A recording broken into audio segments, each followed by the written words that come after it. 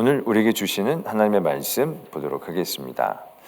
이번 우리 신년 또 우리에게 주시는 말씀입니다. 사도행전 1장 6절로 8절까지의 말씀. 사도행전 1장 6절로 8절까지의 말씀 우리 다 같이 한 목소리로 봉독 드리겠습니다.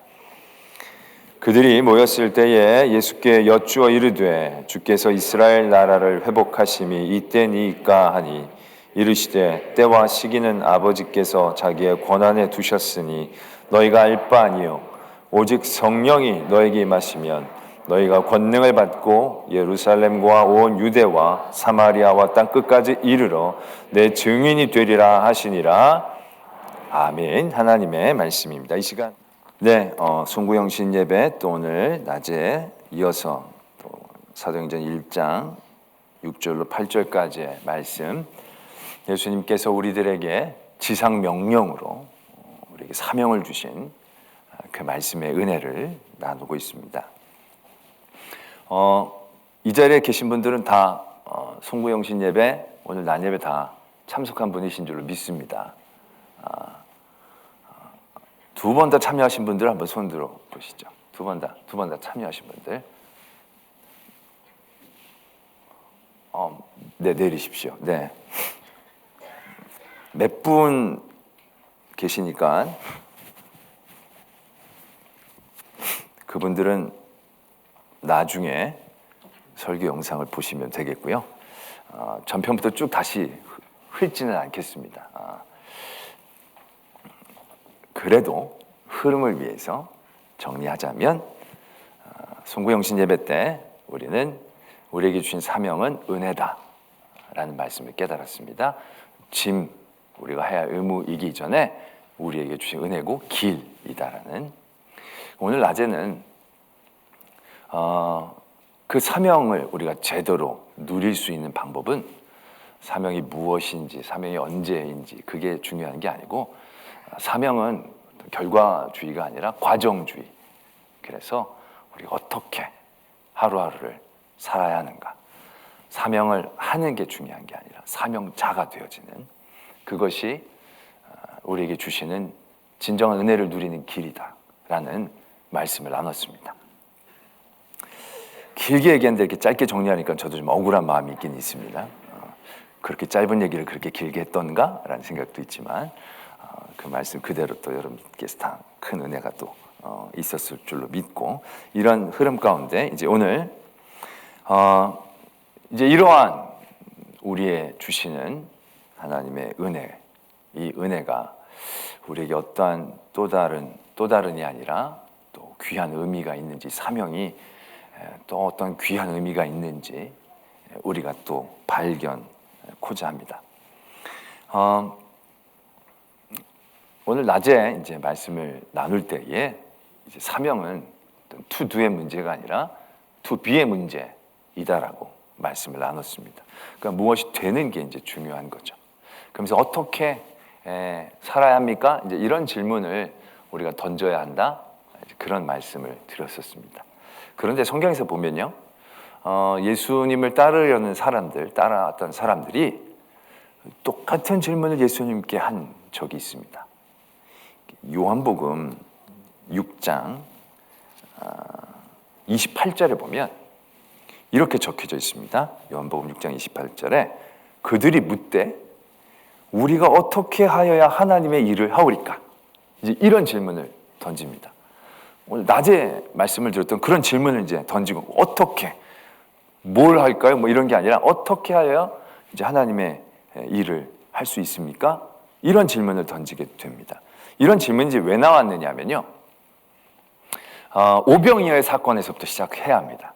그 오병이어의 사건은 정말 모든 사복음서에서 다 기록하는 그러한 유일한 큰 기적 중에 하나입니다. 그 기적 이후에 사람들이 예수님을 왕으로 세우려고 합니다. 그 6장 15절에 보면 예수님을 그들이 와서 억지로 붙들어 임금으로 삼으려는 줄 아시고 다시 혼자 산으로 떠나가시니라. 그러니까는 굉장히 그 5,000명, 남자 어른만 5,000명이 있는데 떡하고 물고기로 나눠주는 거예요. 막 나눠주는데 12광주리가 남는 거예요. 그걸 이제 사람들이 야 이게 어디서 이렇게 많이 났어? 그게 예수님이 막 내는데 그게 막 나오니까 거기서 완전히 사람들이 놀란 거죠. 야 이런 분이 왕이 되어야지 누가 왕이 되느냐? 먹을거리를 해결해 주는데 이게 얼마나 귀한 분이냐? 그러면서 이제 예수님을 임금으로 삼으려고 할 정도의 대단한 이제 인기와 관심을 얻게 되죠. 그리고 나서 그 다음에 어떻게 됐냐면 예수님이 이제 제자들을 먼저 건너가게 하십니다. 예수님은 건너가지 않으셨어요. 근데 그때 예수님이 무리를 걸어서 제자들을 따라가시죠. 아침에 일어날 때 사람들이 배는 한 척만 빠졌는데 예수님도 보이질 않는 거예요. 그럼 막 찾는 거예요. 막 찾았더니 예수님이 바다 건너편에 있다는 거예요. 사람들이 그곳까지 찾아간 거예요. 그들이 찾아왔더니 예수님이 그들에게 이제 그런 얘기를 하시는 거예요. 너희들 내가 하나님의 말씀을 전하고 그래서 진리를 위해서 너희가 온 게 아니구나. 너희들은 떡을 찾으러 왔구나. 그러니까 그 예수님의 기적과 이적에 대한 관심들이 그 안에 아직 있었던 거죠. 그래서 예수님이 그런 말씀을 하시는 거예요. 썩을 양식을 위하여 일하지 말고 영생하도록 있는 양식을 위하여 하라.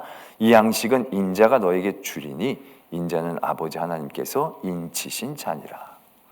그럴 때 이제 그들이 묻는 거예요. 그럼 어떻게 해야 하나님의 일을 하는 것입니까? 그때 예수님이 이런 대답을 하십니다. 어떻게 하여야 하나님의 일을 하오리까? 예수께서 대답하여 이르시되 하나님께서 보내신 일을 믿는 것이 하나님의 일이니라. 이렇게 말씀하시는 거예요. 하나님의 일이 뭡니까? 하나님의 일은 뭐냐? 하나님이 보내신 그를 믿는 것이 하나님의 일을 하는 것이다. 그러면서 우리가 요한복음을 다룰 때 다루진 않았지만 우리가 생명에 대한 얘기를 나누면서 다뤘던 나는 생명의 떡이다 라는 말씀이 이어지는 그 가운데 그런 질문이 나오고 예수님의 그러한 답이 나오는 것을 보게 됩니다. 하나님의 일을 하는 것, 그건 예수님을 믿는 것이다 라는 것입니다. 그렇다면 예수님을 믿는 것은 어떻게 할 수 있겠습니까? 예수님을 믿는 것, 예수님을 믿으려면 어떻게 해야 예수님을 믿을 수 있습니까? 그 다음에 사람들이 예수님에게 이러한 부탁을 드립니다. 만나를 주십시오. 만나를. 그러니까 증거를 내라는 겁니다. 옛날에 우리 민족들은 만나를 봤으니까 하나님을 믿었다. 그러니까 우리가 이제 예수님 믿으려고 하니까 더 확실한 증거를 보여달라고 얘기합니다. 그때 예수님이 뭐라고 얘기하시냐면 내가 생명의 떡이라고 얘기합니다. 증거를 보여달랬던 예수님이 자기를 보여주신 거예요. 솔직히 자기만한 증거는 없죠. 그러나 그들이 원하는 증거는 아니었다라는 것이죠. 그러면서 우리가 다시금 깨닫게 되어지는 게 우리가 어떻게 하면 믿을 수 있을까요? 어떻게 예수님을 믿을 수 있을까요? 우리가 어떻게 해야 예수님을 믿을 수 있는 종류의 얘기가 아닌 거죠. 믿음은 은혜인 거죠. 그것도 은혜인 거예요. 우리가 뭘 해서 믿을 수 있는 게 아니라 주님이 나를 택하시고 나를 불러주시고 그 자리에 늘 계셔주셔야 우리의 믿음이 성립이 되는 거예요. 내가 탐구해서 믿을 수 있는 게 아니에요. 내가 애써서 믿을 수 있는 게 아니에요. 믿음은 계시예요. 계시. 우리의 연구와 탐구가 아니라. 그래서 많은 철학자들 신의 존재를 증명하려고 애를 썼어요. 그 나름대로 존재 증명이 됐어요. 그건 아리스토텔레스, 플라톤 때부터 모든 철학자들이 그걸 해내고 싶어 해서 하려고 했어요. 그 나름대로는 여러 가지로 막 다 해놨어요. 그러나 참 신비로운 건 그것으로 하나님을 믿게 된 사람은 별로 없다는 거예요. 아니, 거의 없다라는 거예요. 믿는 사람들이 그걸 듣고 옳거니 맞네라고 얘기하는 거지. 그렇고 야 이거 정말 신이 있는데 그러면서 이런 존재가 분명히 있을 거야. 철학적 사고, 논리적인 사고로 존재를 증명해서 믿을 수 있게 되는 게 아니에요. 하나님을 믿고 하는 건 계시예요. 계시예요. 우리에게 보여주시고 우리에게 말씀하여 주시고 우리를 만나 주시고 그래야 하나님에 대한 믿음을 갖게 되어진다는 거죠. 때문에 우리가 믿을 수 있는 모든 환경과 상황들, 내가 모태신앙으로 태어났다, 내 주변에 믿는 사람들이 많았다, 내가 어떠한 일들로 통해서 하나님을 만났다, 이런 모든 일들이 다 뭐라고 얘기할 수 있는 거예요? 다 은혜라고 얘기할 수밖에 없는 거죠. 그러한 상황과 환경이 없었더라면 우리는 도저히 예수 그리스도를 믿을 수 있는 사람들이 아니었다라는 것이죠. 그리고 정말로 도저히 믿을 수 없는 사람들이 믿게 되어지는 모든 상황 환경들을 보면요, 그게 그렇게 엄청난 놀라운 기적 가운데 일어나는 게 아닐 때가 또 많아요. 그럼에도 그들이 믿음을 갖는 거예요. 우리 교회 전에도 있었던 이제 우리 크리스틴이라는 이란 자매가 있어요. 이란 분인데 어떻게 예수님을 믿게 됐는지 제가 물어보면, 사도 바울 같은 역사가 있지 않는 한 이란 사람이 예수님 믿는 게 진짜 쉽지 않지 않겠어요? 그런데 그렇지도 않아요. 뭐 진짜 하나님의 막 그런 다마색 도상에서 막 와 이런 게 그런 게 있는 게 아니에요. 그냥 어떻게 보면 가랑비에 옷깃 젖듯이 그냥 하나님이 그를 만나주시고 그게 믿어진 거예요. 그래서 그 믿음이 하나님 앞에 늘 성숙하게 되는 거예요. 참 신비로워요. 누가 작정하고 기도해 준 사람이 있지도 않았을 거예요. 왜? 가족이 다 안 믿는데. 그런데 그렇게 먼 타국 이국 땅에 와서 믿게 되고 더 그 믿음이 깊어지고 믿음의 일들을 도전. 참 그걸 보면 하나님의 살아계심이 느껴져요. 그 자매가 한국에서 체류하는 게 쉽지 않죠. 우리가 이란하고 관계도 그러니까 막 그렇게 쉽지 않은 가운데 이제 부모님을 만나러 두바이를 가게 됐다는 거예요. 내가 너무 그때 막 이제 여러 가지 형편이 상황이 안 좋을 것 같고 그래서 제가 부모님한테 기독교인으로 맛있는 거 좀 사드리라고 내가 여비를 좀 이렇게 챙겨서 줬어요. 전 기억도 못 그냥 그래 기억도 안 나요. 근데 며칠 전에 저를 찾아와서 그러는 거예요. 그때 목사님이 그 여비를 주셔서 너무 행복했다는 거예요. 아 그랬냐고 내가 꽤 기특하고만 나도 속으로. 그러면서 그 자매가 그러는 거예요. 그때 자기가 너무 기뻐서 다시 이걸 돌려드리러 왔다는 거예요. 형편이 좋은 게 아니에요.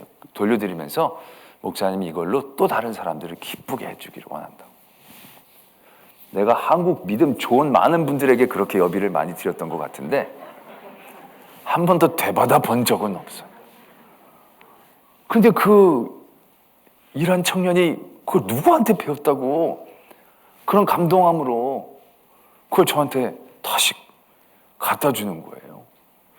물론 제가 드린 것보다는 좀 가격을 낮춰서 돌려보냈지만 그래도 그 마음이 난 너무 감동을 받은 거 있죠. 와 진짜 이게 하나님이 하시는 거구나. 은혜 받지 않고서야 그걸 누가 배운다고 하겠어요? 부모님한테 야 그거 받으면 가만히 있지 말고 꼭 대갚아 드려라. 가르쳐 준다고 그렇게 하겠어요? 안 드려도 돼. 뭐 이러면서 다 씻지.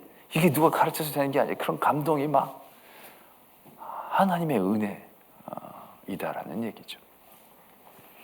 하나님의 일을 하는 건 하나님을 보내신 분을 믿는 거예요. 하나님의 보내신 분을 믿는 건 그것 또한 은혜인 거예요. 그 하나님의 일을 하는 건 자체가 은혜가 되어지는 것을 분명하게 의미하고 있다라는 것이죠. 그래서 하나님의 사명을 도전한다는 건요,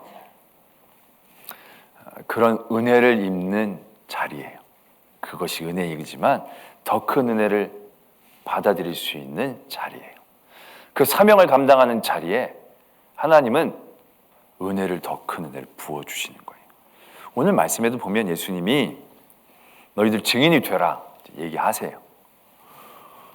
증인이 되라고 얘기하시지만 그냥 너희들 알아서 증인이 되라라고 얘기하시는 게 아니에요. 그 시작이 어떻게 됩니까? 너희에게 성령이 임하시면, 성령이 임하기 전이 아니라 너에게 성령이 임하시면 너희가 권능을 받고 그 다음에 증인이 되라 라고 말씀하시는 거예요.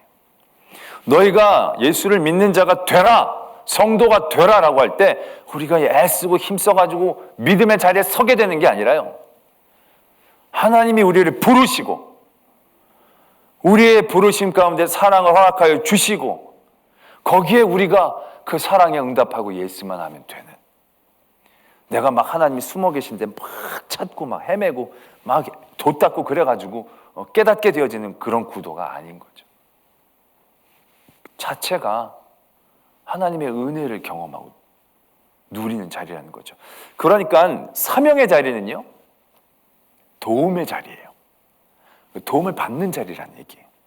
그러니까 사명은 내가 일을 하는 자리가 아니라 사명은 하나님의 임재를 경험하고 하나님의 도움을 받는 자리인 거예요. 모세가 하나님 너 가라, 애굽으로 가라. 저 못 갑니다. 저 말도 못하고요. 제가 어떻게 갑니까? 이제 아무것도 아니고 내가 여기서 40년 동안 양치고 있었는데 뭘로 갑니까? 나 지금 못합니다. 죽어도 못합니다. 하나님이 자꾸 보내시죠. 보내시면서 뭘 말씀하십니까? 너 가, 그냥 가기만 하면 돼. 왜?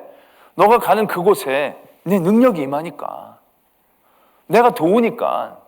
내가 너 지팡이도 주고 기도의 능력도 주고 내가 너에게 능력을 많이 베풀어 주고. 말 못하는데 전 말을 못해요. 그래 가. 네 말 잘하는 형이 있으니까 내가 형을 다 예비할 테니까 넌 가기만 하면 돼. 그럼 거기서 도우심에 나를 만나게 될 거야. 모세는 아무것도 할 수 없다라고 생각했지만 사명을 받고 그 사명의 자리에 나아갈 때 하나님의 도우심을 만나는 거죠. 지팡이를 던졌더니 지팡이가 뱀이 되고 막 여러 가지 일들을 하고. 전에도 말씀을 드렸지만 나중에 어떻게 됩니까? 모세가 처음에는 아론이 얘기를 합니다. 나중엔 아론이 얘기 안 합니다. 모세가 얘기 다 합니다. 왜? 도우심 받았거든요. 필 받았거든요. 이제 이렇게 나서면 말이 나오는구나. 이러한 도우심의 자리가 사명의 자리인 걸 그가 경험하니까 담대하게 그 사명의 자리로 그대로 나갈 수 있어요. 나갈 때마다 하나님이 도우시니까. 할 때마다 도우시니까. 그러니까 그 사명의 자리를 통해서 모세가 얼마나 큰 하나님을 만나고 느끼게 되어지느냐라는 것이죠. 우리가 하나님의 일을 할 때 우리는 이렇게 순서를 잘 몰라요. 능력을 받으면 할 줄 알아요. 이거 오늘 말씀처럼 권능을 주셔야 하죠. 내가 그걸 할 만한 능력이 있어야 하죠. 그러나 내가 그 자리에 나갈 때 하나님의 능력을 만나게 되는 겁니다. 내가 그 자리에 나갈 때 하나님의 도우심을 만나게 되는 거예요. 하나님은 이미 우리를 부르시고 사명을 주셨고 그 사명의 모든 것들이 예비되어 있는데 우리는 그걸 미리 다 받고 그 다음에 나가면 될 줄 알지만 아니에요. 나가는 그곳에서 만나게 되는 거예요. 모세가 애굽에 가야 직접 보지 않습니까? 하나님이 말씀해 주신 것의 실현이 그 자리에서 이루어지지 않습니까?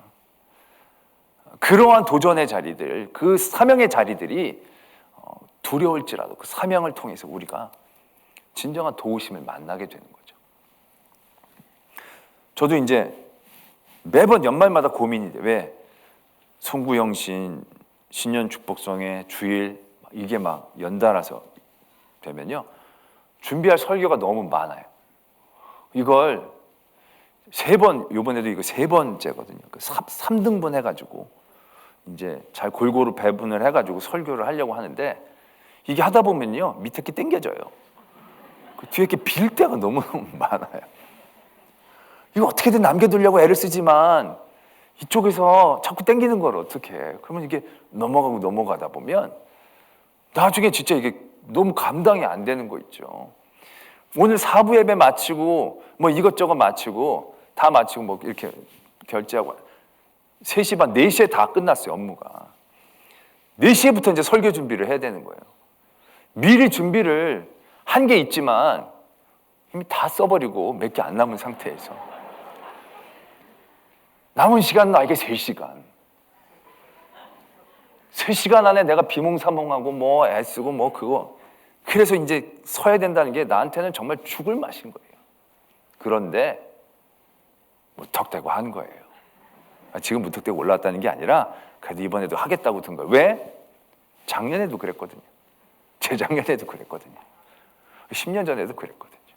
어차피 이 자리는 내 사명의 자리고 뭘 할지 모르겠지만 내가 그 자리에 나가면 내가 못하면 부끄럼 당할 수도 있지. 그러나 거기서도 하나님의 도우심을 얻는 거거든요. 솔직히 아까 그 찬양하면서 나왔던 그 멘트는요 예상한 멘트가 아니에요. 막 나온 거예요. 내가 말하면서 내 스스로 은혜 받는 거 있죠? 솔직히 어제 그거 최종의 끝까지 봤어요. 자려고 그랬는데 이거 질질 끄는 거예요, 이게. 최종의 끝까지 안 보면 찝찝하잖아요. 그래가지고 끝까지 봤거든요. 아이씨, 자야 되는데 막 속으로는 막 얼마나 갈등하면서도 찝찝하니까 그냥 끝까지 보고, 그러면서 열받은 거죠. 궁녀가 막 맨날 막 밀치고 하니까 내가 열받아가지고 의심 막 이러면서. 하나님의 계획이 있었던 거예요. 하나님이 그렇게 보게 하셨던 거예요. 아, 사랑이 저런 거구나. 저 항복이구나, 저게. 힘 있다고 다 쓰는 게 아니고. 야, 그 내가 아까 막 은혜 받아 울컥했잖아요. 하나님을 만난 거죠, 제가. 하나님의 도우심을 경험한 거예요. 내가 이 자리 자신 없어서 피했으면 하나님을 만날 수 있는 귀한 은혜의 자리를 내가 놓친 거가 되겠죠. 사명의 자리는 그런 자리예요. 다들 그런데 사명의 자리들을 그런 자리들로 도전하지를 않고 내 할 만큼만, 내 할 수 있을 부분만 해요. 그리고 그걸 사명이라고 생각해요. 근데 그거는 그냥 자기 일하는 거예요. 사명은 하나님을 만나는 자리가 되어야 돼요. 하나님을 만나는 자리가 되려면, 도우심을 받으려는 자리가 되려면요, 지경이 넘어서야 돼요. 그래야 하나님의 도우심을 만나게 되는 거예요. 이 초대교회 보면 처음에 은혜 받고 성도들이 모이고 그 안에서 아름다운 공동체가 일어나요. 너무 좋은 거예요, 그 안에서. 근데 그냥 자기가 좋은 거예요. 받은 은혜를 누리고 까먹으면서 사는 거예요. 그러면서 서로 좋다고. 거기서 더 귀한 하나님의 만남의 자리, 도우심의 자리, 그것을 만날 자리들이 점점 사라지는 거죠. 그 안에서 왜 나는 구제를 빼느니 마느니 문제가 생기면서, 조직이 생기면서 뭔가 다이나믹이 떨어지게 되는 거죠. 하나님을 만날 수 있는. 그래서 사도들이 이거 아니다 싶어서 우리는 이 일 내려놓고 말씀과 기도하는 일에 전무하겠다. 그러면서 하나님을 만나는 자리들을 만나겠다. 한계가 되죠. 그랬더니 하나님이 그 한계를 밀어내시죠. 예루살렘 교회를 흩으시죠. 흩어 나가면서 그들이 흩어진 그 자리에서 그들은 하나님의 도우심을 만나는 거죠. 사마리아에서, 소아시아에서, 유럽에서 하나님을 만나는 거예요. 아시아에만 돌아다니려고 했던 바울이 유럽으로 하나님이 밀어내시는 거예요. 나 이거 1차 전도여행 했던 곳 다시 이제 더 다져야 되는데 이거 아니야. 마게도야 사람들이 부르는 거예요. 갔어요. 아무것도 없어요. 매맞고옥에 갇혔어요. 근데 거기서 사도 바울은 또 하나님의 도우심을 만나게 되는 거죠. 자기가 개척했던 교회에 가면 대접받고 좋겠죠. 더 거기서 사람들 가르치고 더 부흥하고 인정받고 존경받고 흐뭇해지겠죠. 그러나 하나님을 만나는 자리는 더 희박해지게 되겠죠. 사명은 그러한 자리를 의미하는 겁니다. 유대와 사마리아와 땅끝까지 지경을 늘 넘어서는 거죠. 내 능력의 지경을 넘어선, 내 생각의 지경을 넘어선, 내 기호의 지경을 넘어선 그곳부터가 사명이 될 수 있는 겁니다.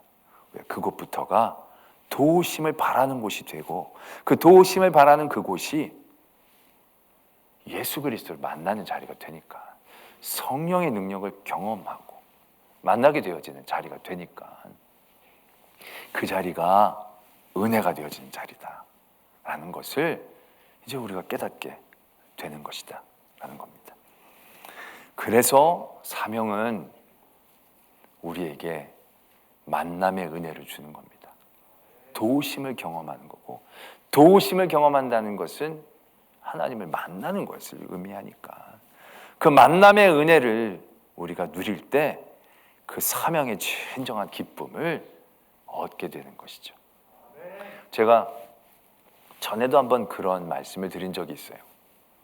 순종이라는 거 우리가 되게 싫어하고 답답해하지만 순종은 관계를 맺게 되어지는 굉장히 귀하고 아름다운 일이라는 거죠. 그때 제가 그런 예화를 드렸을 거예요. 제가 초등학교 4학년 때 저는 이렇게 조용한 학생이었어요. 있는 듯 없는 듯한. 왜? 튀지도 않지만 말썽도 부리지 않는. 그래서 늘 선생님들이 나를 잘 모르고 있는 것처럼 생각했어요. 근데 그 담임 선생님이 오늘 이제 방과 후에 저를 부르더니 사이다를 사오라고 그러는 거예요. 우리 초등학교가 있고 운동장이 되게 넓었어요. 그 운동장을 가로질러서 길 건너에 슈퍼가 있었거든요. 거기 손님이 와서 사이다 2병만 사달라고 저한테 그렇게 부탁을 하시는 거예요. 애들도 많은데 왜 날 시켜? 내가 그렇게 만만한가? 그런 생각을 한 게 아니에요. 너무 기뻤어요. 그 수많은 애들 중에 내게 이런 일을 시키는구나. 선생님이 나를 아시는구나. 너무 감동이었죠. 성심성의껏 제가 열심으로 달려가고 사이다를 사갖고 정말 완벽하게 일을 하려고 오다가 넘어져서 사이다 2병 중에 1병을 깨뜨렸죠. 진짜 하늘이 무너지는 것 같았어요. 이제 난 선생님과 끝났구나. 그리고 막 이제 울먹하면서 가서 이제 깨진 거 병원 갖고 갔어요. 밑에가 깨졌고 이렇게 들고. 그래도 증거를 내가 먹지는 않았다는 걸 보여드리기 위해서. 그리고 이제 까진 거 이렇게 보여주고 있다. 그때 선생님이 괜찮냐고, 다치지 않았냐고. 그게 너무 그때 그 따뜻함이 난 너무 은혜가 되더라고요. 그 은혜를 기억하면서 우리 찬양 한 곡 같이 할까요? 괜찮아.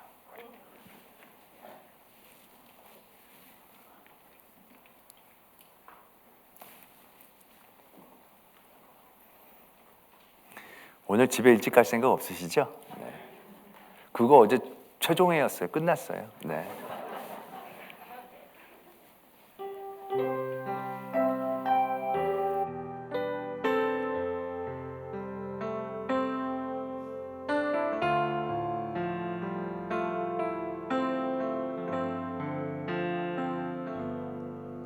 주 나를 아시죠.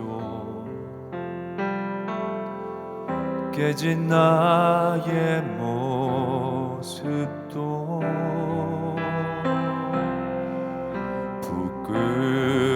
부끄러움 속에 나아갈 수 없어요. 늘 같은 자리에 계시는 나의 주님, 이제 다 괜찮아. 주가 말씀하시네.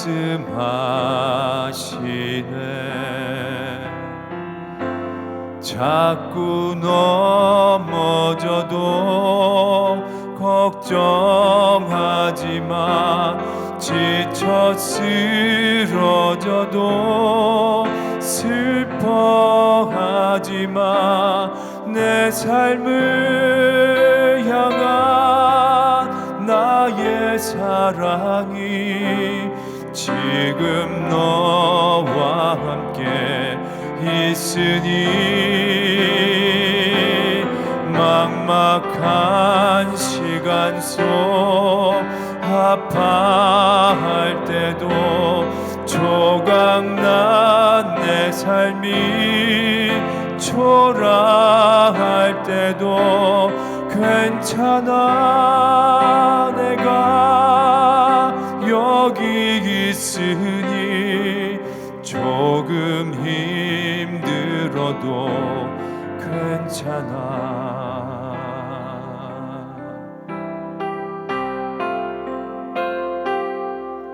주 나를 아시죠. 깨진 나의 모습도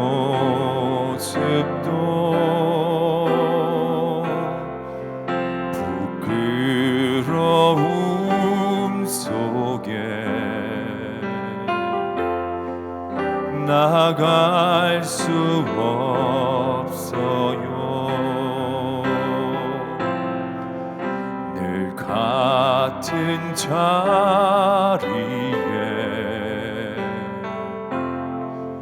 계시는 나의 주님, 이제 다 괜찮아. 주가 말씀하시네.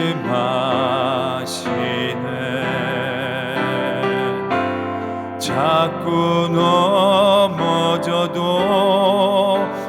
걱정하지 마. 지쳐 쓰러져도 슬퍼하지 마.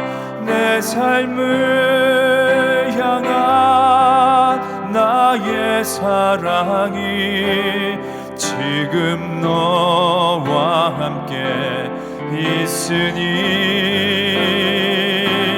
막막한 시간 속 아파할 때도 조각난 내 삶이 초라할 때도 괜찮아 내가 여기 있으니 조금 힘들어도 괜찮아. 자꾸 넘어져도 걱정하지 마. 지쳐 쓰러져도 슬퍼하지 마. 내 삶을 향한 나의 사랑이 지금 너와 함께 있으니 막막한 시간 속 아파할 때도 조각난 내 삶이 초라할 때도 괜찮아 내가 여기 있으니 조금 힘들어도 괜찮아. 괜찮지 않아도 괜찮아.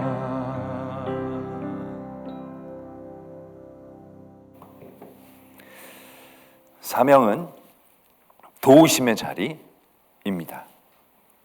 우리 지경을 넘어서 하나님의 일들에 우리의 순종의 자리에서 우리는 성령의 권능을 제대로 느끼고 하나님의 우리의 도우심, 우리를 만나심, 그걸 또 확실하게 알아가게 되어진다는 거죠.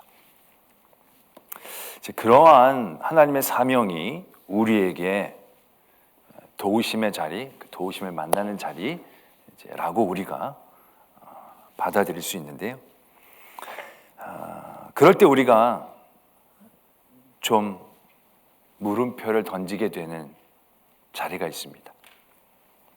우리의 삶의 지경을, 우리의 생각과 우리의 능력의 지경을 넘어선 그곳이 사명이고 그곳에 우리가 도전해야 주님의 도우심을 얻고 만나는 그런 어떠한 은혜의 자리가 되어지는데, 그렇게 도전했는데 도우심을 못 받는 것 같은 자리를 만날 때가 있습니다. 사명으로 알고 갔는데 굉장히 큰 어려움과 절망 가운데 우리가 닥칠 때가 있다는 거죠. 사도 바울이 이제 고린도 후서에 보면 그런 고백을 할 때가 있습니다. 내가 옥에 갇히기도 많이 하고 매도 수없이 많아 여러 번 죽을 뻔했다. 유대인들에게 40에 하나 감한 매를 5번 맞았고 39대의 태장을 이제 5번씩이나 당한 겁니다. 그리고 3번은 태장을 맞고, 이건 아마 유대인들이 아닌 쪽에서 맞았던 것 같습니다. 1번은 돌로 맞아서 거의 죽을 뻔한 거죠. 그 3번이나 배 타고 가다가 파선해서 일주야를 깊은 바다에서 지냈다는 겁니다. 수없이 많은 어려움들, 말할 것도 없죠. 물론 아까 빌립보 지역에서 매 맞고 옥에 갇혀서 하나님의 큰 도우심, 역사하심을 경험하고, 이래서 하나님 살아계시는구나, 그런 것들을 더 깊게 느낄 때도 있었지만, 지금 대부분 여기에서 말하는 이 사건은 그런 어떠한 증거할 만한 어떠한 드라마틱한 하나님의 임재와 도우심을 경험하지 못했던 그런 경험들을 적어놓고 있는 것이죠. 특별히 배가 파선해서 일주일이나 이렇게 그가 바다에서 표류하고 있었을 때, 그때 얼마나 많은 생각들을 하게 됐을까. 매를 맞고 있는데 1대, 2대, 3대 계속 맞을 때 이거 진짜 39대까지 맞게 하실까? 그런 생각들을 얼마나 많이 하게 됐을까 라는 생각을 해보게 됩니다. 왜냐하면 우리의 삶의 자리에서 내가 하나님의 사명이라고 생각하고 하나님의 일이라고 생각하고 도전했는데, 목사님은 그 자리를 넘어서면 도우심을 경험하고 그 자리에서 더 큰 은혜를 누리다라고 얘기하셨는데, 그런 자리 없이 막 매맞는, 그런 자리 없이 그냥 고통당하는, 그리고 어떤 결과물도 만들어내지 못하는, 그냥 한마디로 생고생하는, 이번엔 실패한 사역이 되어지는 그런 경험들의 자리들을 만나게 된다는 거죠. 근데 봤더니 우리만 그런 경험이 있었던 게 아니에요. 사도 바울도 그런 일들이 수없이 많았어요. 이 일들은 사도 바울이 어떤 사도권을 도전하는 그러한 고린도 교회의 문제들 가운데서 자신이 당한 일들을 쭉 얘기하면서 나옵니다. 어떻게 보면 다른 데서는 거의 언급을 안 했던, 어떻게 보면 그의 치부에 하나님이 함께 하시는데 그런 일들을 당했어. 다메섹에서는 내가 정말로 창피하게 하나님의 역사로 성문을 뚫고 나온 게 아니라 들창문으로 광주리 타고 내가 성벽으로 내려갔다. 이거 굉장히 불쌍하게 도망간 그런 모습이었거든요. 하나님 일하고 하나님 도전했는데 왜 이렇게 패배자처럼 내가 도망가야 하는가. 전혀 그 자리에 하나님이 없는 것 같은 자리인 거죠. 구사일생으로 살아나는 그런 자리들, 그런 자리들을 만날 때 우리는 어떻게 이해할 수 있느냐. 사명은 도우심을 만나는 자리인데 그럼 그것은 어떻게 우리가 해석해낼 수 있는가. 그 사건에 대해서, 그러한 일에 대해서 사도 바울이 고린도 후서의 말씀을 이렇게 이어가는 것을 발견하게 됩니다. 내가 부득불 자랑할진대 내가 약한 걸 자랑한다. 약한 걸 자랑한다는 거예요. 어떻게 보면 이건 약한 게 아니고 그것이 하나님의 도우심을 만나지 않는 자리, 그런 자리인 것 같은 삶의 모습들을 자랑한다라고 얘기하는 거예요. 그러면서 어떤 말씀이 이어지냐면 우리가 잘 아는 말씀, 자기 육체의 가시, 그 얘기까지 고백하는 거예요. 하나님의 일을 하는데 저렇게 아파가지고 저게 뭐냐, 그렇게 생각하게 되는 자리를 만난 거죠. 그 자리에서 다 고백하고 있는 거예요. 근데 그 자리에서 사도 바울이 어떠한 예수 그리스도의 응답을 받았는지 적고 있는 거예요. 성경에 보면 내가 3번 주께 간구하였더니 나에게 이르시되, 그리고 이제 NIV 번역본 성경이 되어 있는 것은 거기가 빨간 글씨로 되어 있어요. 빨간 글씨는 예수님이 하신 말씀이라는 거예요. 빨간 글씨로 뭐라고 적혀 있느냐면 내 은혜, 예수님이 내 은혜가 너에게 족하도다, 이는 내 능력이 너의 약한 데서 온전해지느니라 라고 말씀하셨다는 거예요.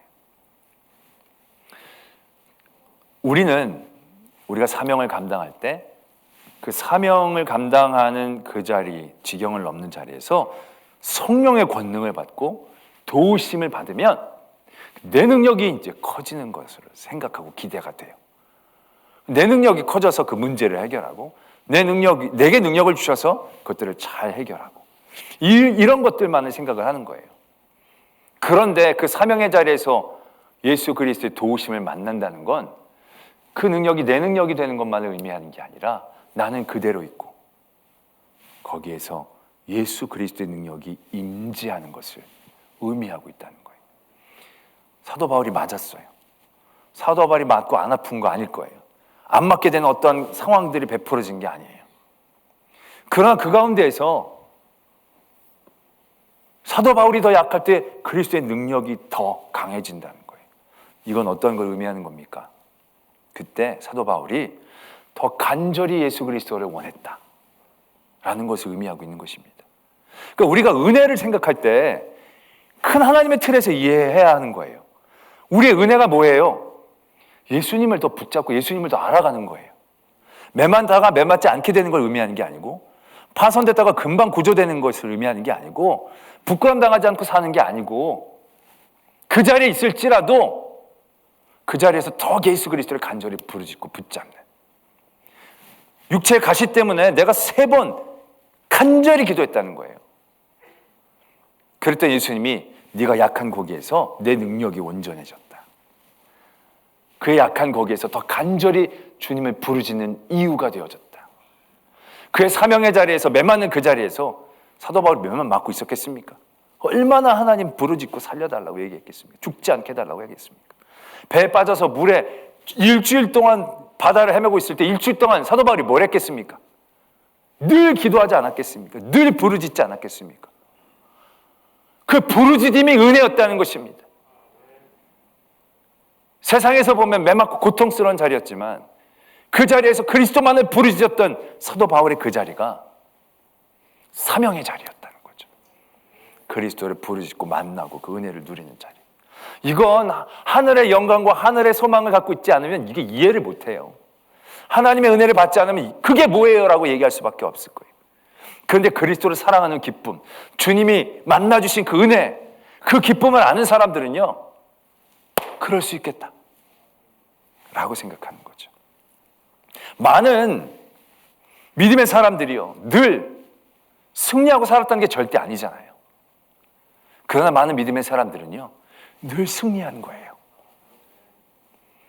세상에서 보면 늘 이긴 것 같아 보이지 않지만 하나님 편에서 보면 하나님께 승리를, 영광을 돌릴 때도 하나님과 함께 했던 거지만, 그가 패배당하고 쫓기고 있을 때에도 하나님을 붙잡고 하나님과 함께 하려고 했고, 그의 약함을 고백하고 인정했을 때 그 안에 예수 그리스도를 부르짖는 부르짖음이 충만했기 때문에 그들은 승리한 거 아니겠습니까? 그 히브리서에 보면 많은 믿음의 사람들, 톱으로 키고 돌에 맞고 여러 많은 그 환난과 핍박을 당한 많은 사람들이 있지만 세상이 그들을 감당치 못했다.